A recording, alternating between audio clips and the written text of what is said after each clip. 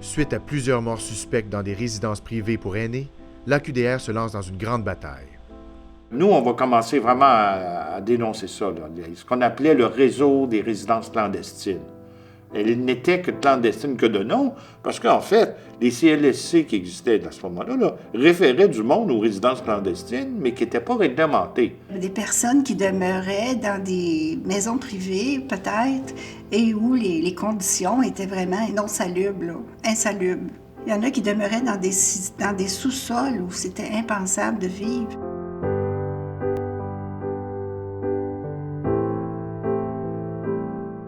Après ça, ça va prendre 5 ans, 2007. Il va y avoir une première certification des résidences, c'est sous le gouvernement de Jean Charest. Là.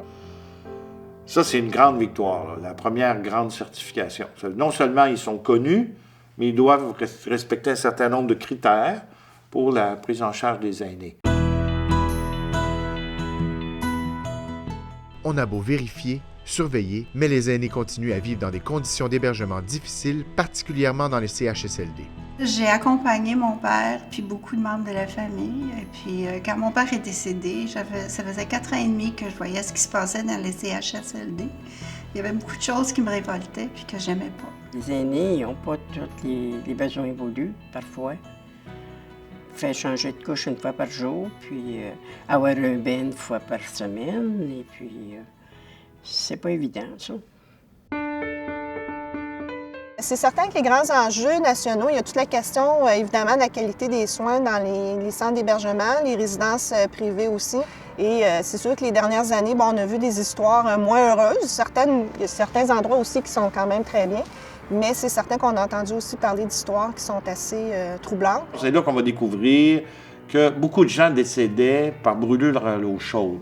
Et puis, c'est nous, l'AQDR, qui allons alerter les ministères et tout ça, que là, on découvre, en fouillant dans les enquêtes de coroner, en interrogeant les coronaires, dont la célèbre coroner Udel Tessier, qui, dans les années 2000, à plusieurs fois, elle a fait des recommandations pour dire que les personnes âgées, dans les résidences, dans les CHSLD, surtout, sont mal protégées contre les brûlures à l'eau chaude et les décès dus à l'eau chaude, parce qu'il n'y a pas de mitigeur. L'eau est trop chaude, parce que dans les habitations collectives, en raison de la protection contre la bactérie de la légionellose, on doit maintenir l'eau dans les grands réservoirs à plus de 60 degrés. Ça, là, écoutez, ça fait depuis l'année 2000 qu'on parle de ça.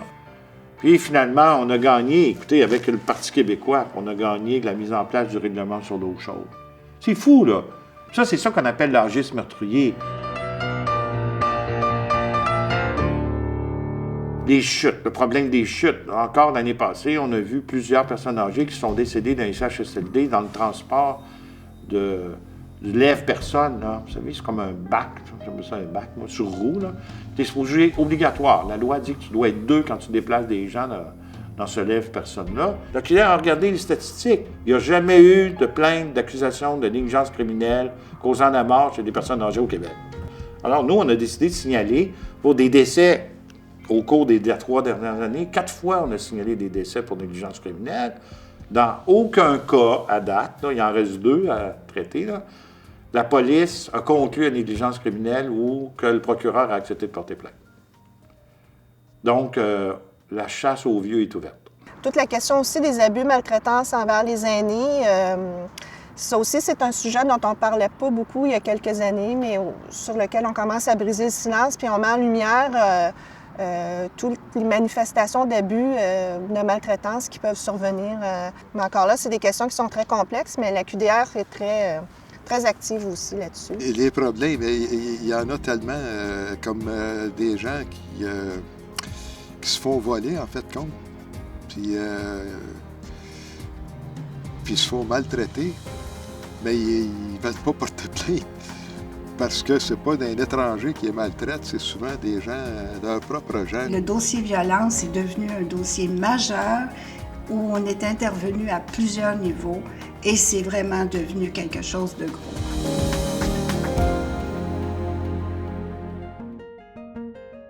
Conférences, implication à la table de concertation Vivre et vieillir à Rosemont, revendications auprès des instances politiques municipales, l'AQDR Rosemont multiplie les actions pour lutter intensivement contre les abus de toutes sortes. La question des baux, là, récemment, à laquelle nous avons participé, on a réussi à trouver des copies de baux de personnes pour pouvoir les soumettre pour étude. Là, on va découvrir une histoire d'horreur. Notre étude couvre 57 000 unités de logement. Tous les baux comportent des clauses illégales. Et on trouve une clause qui donne droit au propriétaire de vous déplacer en cours de bail, de vous changer de logement. Il se donne des droits de visite à temps plein. En tout temps, le locataire peut pénétrer dans votre logement pour tout motif raisonnable.